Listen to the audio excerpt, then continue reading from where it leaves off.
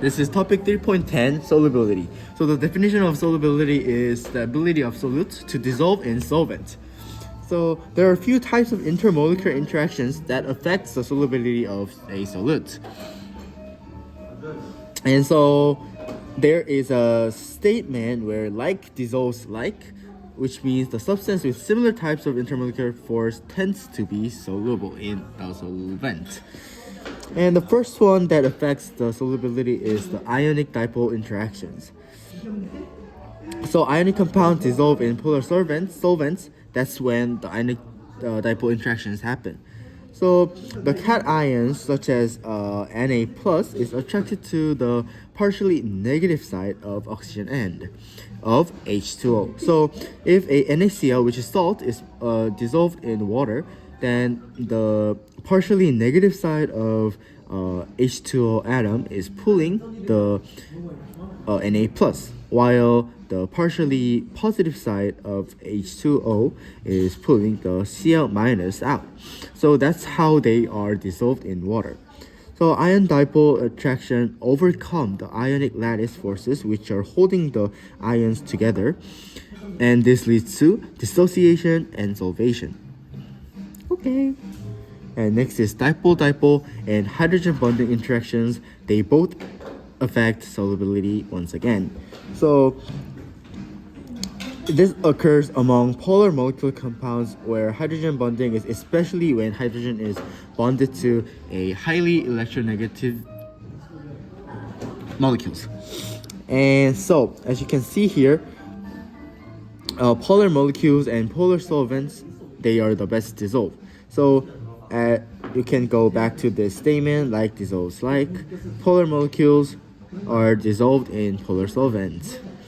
And it is because they both experience dipole-dipole attraction or hydrogen bonding. So for example, ethanol in this photo is dissolved in H2O. It's because both can form hydrogen bonding. So H with highly electronegative atom O and hydrogen with highly electronegative atom O. And the last one is London dispersion forces. So it is dominant in nonpolar substances, but it can still happen in polar solvents too. And this happens when a unequal distribution of electrons happens in one atom.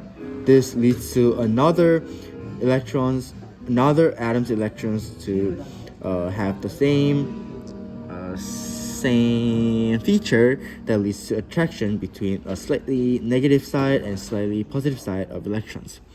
So the nonpolar molecule and nonpolar solvent, they also do dissolve because like dissolves like.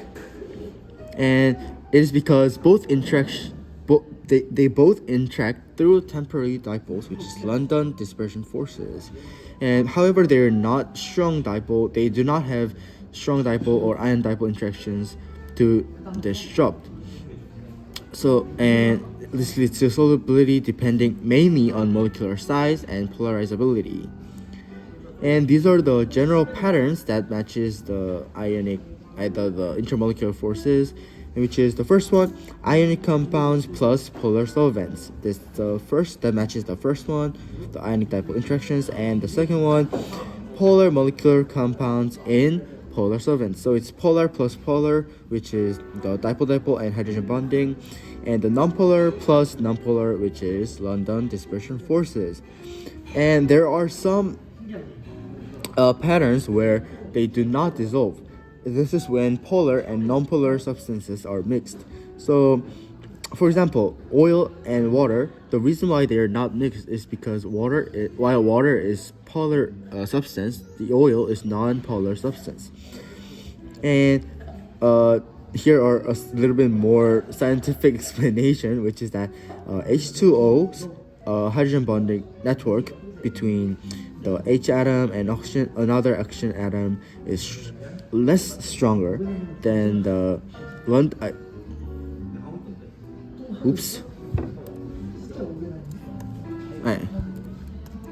so this is because the hydrogen bonding network in H2O is much stronger than the London London dispersion forces from oil molecules, so they are not able to be dissolved. And this is the last one, which is the microscopic explanation of solubility.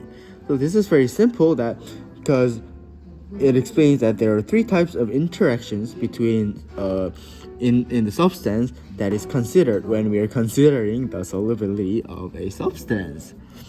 So first one, between solid and solid, for example, ionic lattice, like this, or the hydrogen bonding within a solute. And next one is solvent and solvent, and this is mostly the hydrogen bonding between water molecules, and lastly solute and solvent. So these are the new interactions formed in the solutions where the interactions pull the solute apart, that it makes it able to dissolve. That's it.